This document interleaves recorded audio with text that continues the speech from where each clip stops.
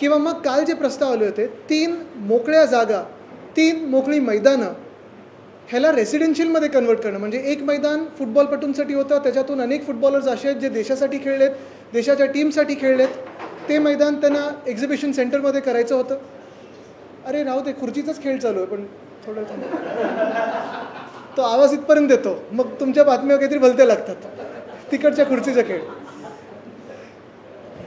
तर सांगण्याचा मुद्दा हा आहे की पहिला जो त्यांचा प्रस्ताव होता, एक मोकळं मैदान बँड्रा वेस्टमधलं जिथे फुटबॉलर्स खेळतात, हजारो फुटबॉलर्स प्रत्येक वर्षी खेळतात, वेगळ्या वेगळ्या टुर्नामेंट्समध्ये खेळतात, तिथून देशाच्या टीमसाठी खेळलेले आहेत. ते मैदान त्यांना तिथे एक्झिबिशन सेंटर करायचं होतं. म्हणजे कन्स्ट्रक्शन करायचं आहे, कॉन्ट्रॅक्टरला द्यायचं आहे, मग पुढे कोणाला तरी द्यायचं होतं. ते आज आम्ही हाणून पाडलेले आहे. तो प्रस्ताव नॉट टेकन झालेला आहे. दुसरा प्रस्ताव होता जो म्हणजे मलबार हिल इथे एक मोकळं मैदान आहे, उद्यान आहे, आणि तेच रिक्रिएशन ग्राउंड बाजूला एका उद्योगपत्याचा बंगला बनतोय आणि त्या उद्योगपतीला तिकडचं FSI पाहिजे, तेच मोकळं मैदान त्याच्या बंगल्याच्या आत पाहिजे, म्हणून जनतेला बाहेर ठेवायचं, मुंबईकरांना बाहेर ठेवायचं, जनसामान्यांना बाहेर ठेवायचं आणि ते मैदान स्वतःच्याच अंगणात घ्यायचं. हा जो दुसरा प्रस्ताव होता तो आम्ही हाणून पाडलेला आहे. आणि तिसरा प्रस्ताव म्हणजे वर्षा बंगल्याच्या काही फुटावर एका सोसायटीच्या बाजूलाच एक हरितपट्टा होता, ते देखील कन्वर्ट करून रेसिडेन्शियलमध्ये करायचं. हा प्रस्ताव हाणून पाडला. पण ह्याच्याहूनही पुढे जाऊन अजून एक भयानक प्रस्ताव जो खाजगीकरणाचा होता तो म्हणजे रक्तपेढ्यांचा. ब्लड बँक आत्तापर्यंत मुंबई महानगरपालिकेच्या मोफत असायच्या. सगळ्या पेशंटना आपण मोफत पिशव्या द्यायचो आणि मुंबईकरांचं रक्त असेल, ज्यांनी रक्तदान केलेलं आहे. आपण पाहतो अनेक पक्ष असतील, अनेक सामाजिक संस्था असतील, अनेक NGOs असतील, ह्या सगळे रक्तदान करतात आणि त्याच्यात पुढाकार शिवसेनेचा नेहमी असलेला आहे. शिवसेना उद्धव बाळासाहेब ठाकरे पक्षाचाच वर्ल्ड रेकॉर्ड आहे रक्तदानामध्ये 2010 सालीचं. आत्ता पण आपण पाहतोय वंदनीय हिंदुराव सम्राट बाळासाहेब ठाकरेंची जन्मशताब्दी आहे, त्यानिमित्ताने अनेक लोकांनी रक्तदान शिबिरं घेतलेली आहेत. आणि हे रक्त आपण सगळं रक्तदान करून या रक्तपेढ्यांना देतो. आणि तीच मुंबई महानगरपालिका, तीच सुधार समिती आज प्रस्ताव आणणार होती की ह्याचं खाजगीकरण करून जे मोफत आपण पेशंटना द्यायचो त्यांना कमीत कमी 1100 रुपये आणि मग जी काही महागाई वाढत चालली आहे त्याच फॅशनमध्ये वाढवायचं. ह्या सगळ्या प्रस्तावांचा मी विरोध केला. काल देखील मी पत्रकार परिषद घेऊन सांगितलं होतं की ह्याच्यात ज्यांचा हात नसेल किंवा ज्या पक्षांचा हात नसेल ते सगळे विरोध करतील. आज मला आनंद आहे की आजच्या सुधार समितीमध्ये हे सगळे प्रस्ताव पुन्हा पाठवले गेलेले आहेत. पण यांना दफ्तरी दाखल करणं गरजेचं आहे, रद्द करणं गरजेचं आहे. तर आणि तरच मी मान्य करीन की हे सगळे प्रस्ताव पुन्हा मागे गेलेले आहेत. एक मोठं यश आम्हाला मिळालेलं आहे. पहिला टप्पा मुंबईकरांचा हा यशस्वी ठरलेला आहे. पण प्रत्येक अशा प्रस्तावावर आमची नजर राहील आणि ह्याच्यात कोणाचा हात आहे, मग भाजपचा हात आहे की मिंदेंचा हात आहे, हे स्पष्ट होत जाईल आणि लोकांसमोर येत जाईल. तुम्ही थेट असं कळलंय की देवेंद्र फडणवीस मुख्यमंत्री त्यांना देखील कॉल केला होता आणि या संदर्भात नाही, असा कॉल कुठचाही झाला नव्हता. जेव्हा आमचं अधिवेशन सुरू होतं तेव्हा एका मैदानासाठी मी मुख्यमंत्री महोदयांना भेटलो होतो. तरी देखील कारण माझ्या पण कानावर आलं आपल्याच माध्यमातून की त्यांनी लक्ष घातलं, त्यांनी याची दखल घेतली. काल पत्रकार परिषद असेल किंवा जे काही आपण पाहतोय पक्षांमध्ये, कारण मी काल भाजपला पण अपील केलं होतं, मी आपल्याच माध्यमातून भाजपला देखील अपील केलं होतं की जर त्यांचा ह्या प्रस्तावाला पाठिंबा नसेल तर त्यांनी याचा विरोध करणं गरजेचं आहे. तर आज जर त्यांनी दखल घेतली असेल तर मी आभार मानीनच. पण महत्त्वाची गोष्ट आत्ता काही करण्यापेक्षा किंवा बोलण्यापेक्षा जेव्हा खरोखर हे तिन्ही प्रस्ताव RG टू रेसिडेन्शियलचे खारिज होतील, दफ्तरी दखल होतील, रद्द होतील आणि ब्लड बँक प्रायव्हेटायझेशनचे प्रस्ताव रद्द होतील, मला कुठेही कमीपणा नाही. मी जाऊन त्यांचे जाहीरपणे आभार मानीन त्यांना भेटून.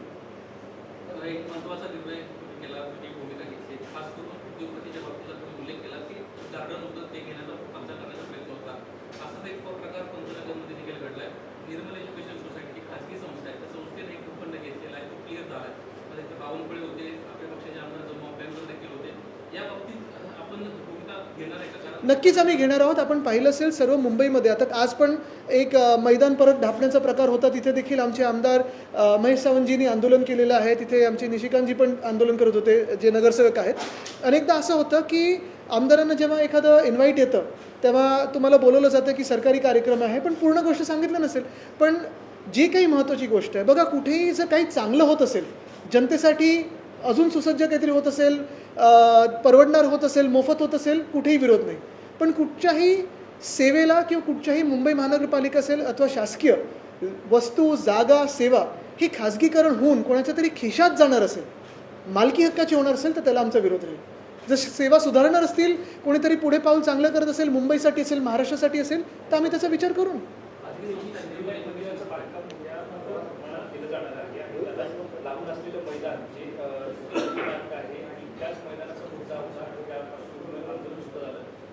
मैदानं अशा प्रकारे आता नाहीशी होताना पाहायला मिळतात, तर मुलांच्या खेळण्याचा प्रश्न होतो. आजचं जे पावलं आमचं आणि आजचं जे यश आहे मुंबईकरांचं यश आहे. फक्त काही आमचं नाही, आम्ही म्हणजे मुंबईकरांचाच आवाज उठवत होतो. 3 मोकळी मैदानं आम्ही आज वाचवण्याचा प्रयत्न केला, तो यशस्वी ठरला. पण जसं मी सांगितलं की मग मुख्यमंत्र्यांचे आभार असतील किंवा पूर्ण समितीचे आभार, हे मी ह्याच वेळी मानीन जेव्हा हे जे प्रस्ताव आहेत ते पूर्णपणे रद्द होतील आणि ज्या आत्ता जसे मोकळी जागा आहे किंवा जिथे फुटबॉल असेल, जिथे जिथे हरितपत्ता असेल, ते पुन्हा रिस्टोर होईल. हे पहिली गोष्ट. दुसरी गोष्ट म्हणजे जसं आपण सांगितलं ना की साधारणपणे हे जे काही प्रकार चालू आहेत, कुठे काय DPमध्ये चेंज होतोय का, सुधार समितीमध्ये, आणि म्हणून मी काल विचारलं ना की सुधार समिती की बिघाड समिती, हे तिकडच्या सगळ्या लोकांनी विचार करणं गरजेचं आहे, तिकडच्या मेंबर्सनी विचार करणं गरजेचं आहे. एका मोठ्या विश्वासाने ह्या सगळ्या लोकांना, नगरसेवकांना जनतेने मतदान केले, कुठच्याही पक्षाचे असो, आणि आपलं कर्तव्य हे आहे की आपल्या शहराबद्दल आपुलकीने विचार करून शहर वाचवायचं कसं आणि पुढे कसं न्यायचं, हा बॅलन्स कसा साधता येईल. स्थानिक लोकप्रतिनिधींना कुठे विश्वासात घेतलं जात नाही, कारण 500 कोटींचा निधी हा देण्यात येणार आहे, मात्र आराखडा दाखवला नाही असं सुद्धा.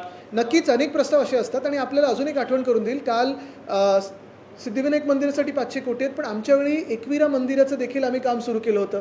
महाराष्ट्रात 10 पुरातन मंदिरांचं आम्ही काम सुरू केलं होतं. अनेक मंदिरांना फंड दिला होता. त्याचं पुढे काय झालं, कारण एकविरा देवी अनेक, जसं आम्ही भाविक आहोत, अनेक लोक जे जात असतात. आत्ता थोड्या पायऱ्यांची डागडुजी करणं गरजेचं आहे, लिफ्ट लावणं गरजेचं आहे, तिथे बाजूला हेरिटेज साईट आहे, त्या गुंफा आहेत, त्या देखील ठीक करणं गरजेचं आहे.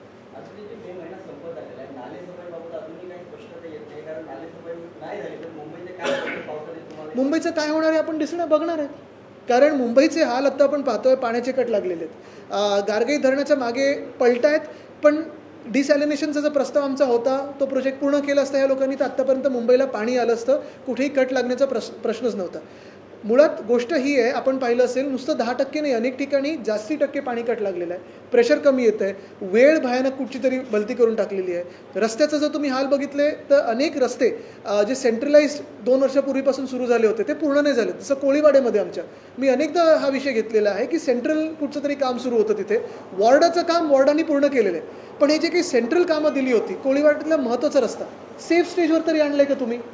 मग आम्ही किती आंदोलनं करायची आणि कशावर बोलायचं हा एक विषय असतोच, पण प्रत्येक गोष्टीत तुम्हाला आंदोलन, प्रत्येक गोष्टीत काही तिथे राडे झाल्यानंतरच तुमचे डोळे उघडणार आहेत का? साधी गोष्ट आहे, रस्ता एवढे वर्ष लोक बनवत आलेले आहेत, एक रस्ता आहे जो तुम्हाला जेवढं झेपतोय तेवढंच करा, पुढचा कशाला खोदून ठेवता? त्याची तोच मुद्दा होता की नालेसफाईसोबतच रस्त्यांचा सुद्धा प्रश्न होता. अनेक रस्ते मुंबईमध्ये खोदून ठेवण्यात आलेले आहेत. पावसाळ्या पार्श्वभूमीवर सकल भागात पाणीच असतं आणि त्या ठिकाणी सुद्धा बरेच खड्डे निर्माण होतात. नाले, खड्डे आणि रस्ते असे प्रश्न निर्माण होतात. ज्या पार्श्वभूमीवरती कामं केली जात आहेत त्या तारखेच्या 31 तारखेच्या रस्ते पूर्ण होण्याबाबत काय सांगता? हे तुम्ही आणि मी दोघंही फिरतोय आपण, जसं आपण आधी देखील फिरायचो, आपल्याला आठवत असेल, मी प्रेसला घेऊन महापौरांच्या सोबत AMC DMC सगळे घेऊन फिरायचो. मॉन्सून पूर्वीच्या ज्या बैठका व्हायच्या, काही कोऑर्डिनेशन गरजेचं असतं. आता तर वरपासून खालपर्यंत सगळी इंजिने ह्यांची आहेत, कुठच्या दिशेने गाडी धावते बघा. आणि ते ठाण्यातील वन विभागाच्या जमिनीचा विषय आहे. खाजगी विकासकांनी त्या जमिनीवर कब्जा केला, जवळपास 200 एकरची जमीन आहे आणि TDR जो आहे तो ते विकासकाला महापालिकेकडून देणार, म्हणजे जवळपास 2800 कोटी देणार महापालिकेकडे दिले. ह्याच्यावर अजून काही पुरावे घेऊन आम्ही समोर येणारच आहोत. येऊरचं जे त्यांनी स्कॅम केलं आहे आणि हे सगळं जे काही खाजगी विकासकाला घेऊन जंगलामध्ये, ह्याच्यात जंगलात परत परत कोण जात असतं तुम्हाला माहिती आहे, तर त्याच्यात कोणाचा हात आहे का हा बघणं गरजेचं आहे. पण मुळात पुन्हा एकदा मी तुम्हाला माझ्या महत्त्वाच्या मुद्द्यावर आणतो. आज एक मोठं यश मुंबईकरांना मिळालेलं आहे. 3 मोकळी मैदानं, जिथून एक तर मोकळं मैदान, एक उद्योगपतीच्या घराच्या बाजूला, दुसरं फुटबॉलसाठी, तिसरं हरितपट्टा, हा आज वाचवण्यात आपल्याला यश मिळालेलं आहे. आणि दुसरं म्हणजे रक्तपेढ्या ज्या आहेत, ब्लड बँक्स, त्या नेहमीसारखे मोफत ठेवण्यात आपल्याला यश मिळालेलं आहे. पण खरं यश हे तेव्हाच मिळेल जेव्हा आपल्याला हे सगळे जे प्रस्ताव आहेत ते रद्द करून मिळतील.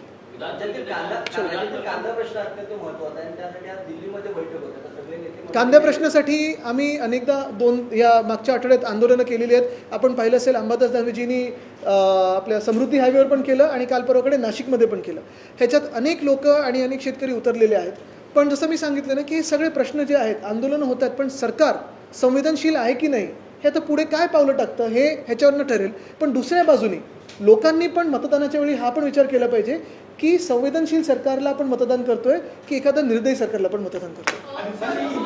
एकीकडे कांदा उत्पादकांचा मुद्दा, एकीकडे शेतकऱ्यांचा मुद्दा आहे आणि इतकं असताना देखील AI सारख्या गोष्टी, AI ॲग्रिकल्चर प्रमाणे अनेक इव्हेंट केले जातात ज्याला 5-5 कोटी रुपये खर्च केले जातात. नाही, मी एकच सांगेन की कुठच्याही AI किंवा तशा ह्याच्यावर तंत्रज्ञानावर, कारण हल्ली AI म्हणजे मंत्री वाटेल ते बोलत असतात, पण ह्या तंत्रज्ञानावर कुठेही आपण मागे गेलो नाही पाहिजे. ह्याच्यावर काम झालं पाहिजे, ह्याच्यात देशात आपली संधी मिळालीच पाहिजे, पण त्याचा लवकर आणि योग्य वापर हा आपल्या शेतकऱ्यांसाठी कसा होऊ शकतो, मला वाटतं त्याच्यावर काम केलं पाहिजे. जसं आता एक भारतरत्न MS स्वामीनाथन त्यांची संस्था आहे, त्यांना तुम्ही एक चेक करू शकता त्यांच्याबरोबर की काय नेमकं करू शकतो आपण. परत आता अनेक संस्था ज्या ॲग्रो फार्मर कंपनीज आहेत, आपण पाहू शकता नाशिकच्या आसपास खूप आहेत, छत्रपती संभाजीनगर इथे आहेत, आपल्याच राज्यात जैन इरिगेशन आहे, सह्याद्री फार्मर प्रोड्युसर आहे, मानदेशी हे आहेत. ह्या सगळ्यांना सोबत घेऊन शेतकऱ्यांसाठी काय चांगलं होऊ शकतं ह्याच्यावर काम करणं गरजेचं आहे. आपल्याकडचे ॲग्रिकल्चरल कॉलेजेस आहेत, त्याच्यावर पण आपण थोडं काम करणं आणि त्याचं आधुनिकरण कसं करता येईल हे पण करणं गरजेचं आहे. कारण तुम्हाला एक सांगतो मी, ह्याच्यात असं होतं आहे की काही दशकांपूर्वी एक माल्थुझियन ट्रॅप गोष्ट होती, ज्याचा एक विचार केला होता की लोकसंख्या वाढते पण फूड प्रोडक्शन कमी होईल. आता ते तसं होत नाही आहे, कारण त्यामध्ये टेक्नॉलॉजी आली. पण बोर्लोचं जे आलं किंवा स्वामीनाथनाने जे काम केलं होतं, पण त्यानंतर आता आपण पाहतोय प्रत्येक सीझनमध्ये कधी अवकाळी पाऊस, कधी गारपीट, कधी बियाणंच फसतं आपलं, कधी फर्टिलायझर चुकतं. ह्या सगळ्यामधून AIचा वापर असेल, टेक्नॉलॉजीचा वापर असेल, पण प्रॅक्टिकली ऑन ग्राउंड किती आपण काम करू शकतो आणि ह्या ट्रॅपमधून कसं बाहेर पडू शकतो ह्याच्यावर सरकारने विचार करावा. महायुतीमध्ये शिंदेना दिल्ली दरबारी जावं लागतं, तरी पण कमी जागा पत्रात पडतात. आता सगळेच गेले दिल्ली दरबारी. ठीक है, आज मुझे लगा आप तो नहीं है आज. जो मुंबई में ग्राउंड का लैंड एंक्रोचमेंट चल रहा है उसके बारे में क्या?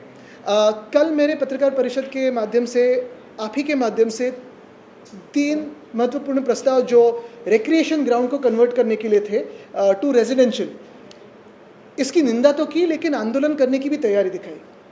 इसी वक्त मैंने सभी पॉलिटिकल पार्टीज़, NGO और सारे मुंबईकरों को अपील किया था कि अगर ज़रूरी पड़े तो इसका विरोध तो करेंगे, लेकिन रास्ते पे उतर के इसका विरोध करेंगे.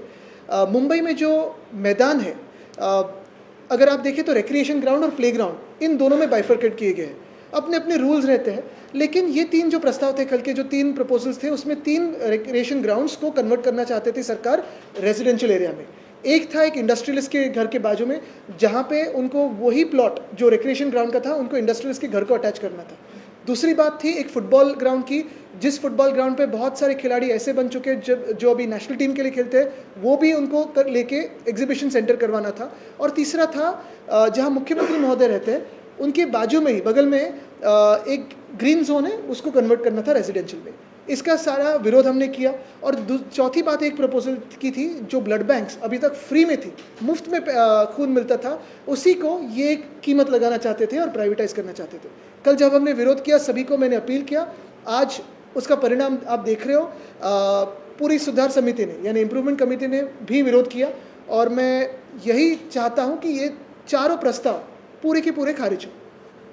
अदिति जी, जो ऑनियन प्राइसेस है, फार्मर रास्ते पे उतर रहे, उसको लेकर क्या? मैं सिर्फ यही उम्मीद करता हूँ कि सरकार इनको अर्बन नक्सल ना कहे और इनको टेररिस्ट का टैग ना दे, क्योंकि आपको याद होगा जब किसान पंजाब के हो, उत्तर प्रदेश के हो, हरियाणा के हो, चंडीगढ़ के हो, ये सारे दिल्ली की तरफ आए थे, तो इनको क्या क्या कहा गया था. कोई इनको अर्बन नक्सल कहता था, कोई माओवादी कहता था, कभी लाठीचार्ज हुई, कभी गोली बरसाई, कभी कीले लगाए इनके रास्तों पे. लेकिन आज अगर आप देखें तो किसानों के हाल बहुत ही ख़राब होते जा रहे हैं. हर एक सीज़न में कोई ना कोई आपत्ति आ रही है और कोई जवाब नहीं आ रहा है सरकार का. ठीक है, एक अपील तो हुआ है कि फर्टिलाइज़र ना इस्तेमाल करें, लेकिन जो अनियन है, प्याज है, उसकी कीमत का क्या? जो बेसिक मिनिमम कीमत आनी चाहिए थी, वो कैसे जिएंगे? तो आंदोलन तो जारी है, लेकिन सरकार कोई निर्णय ले.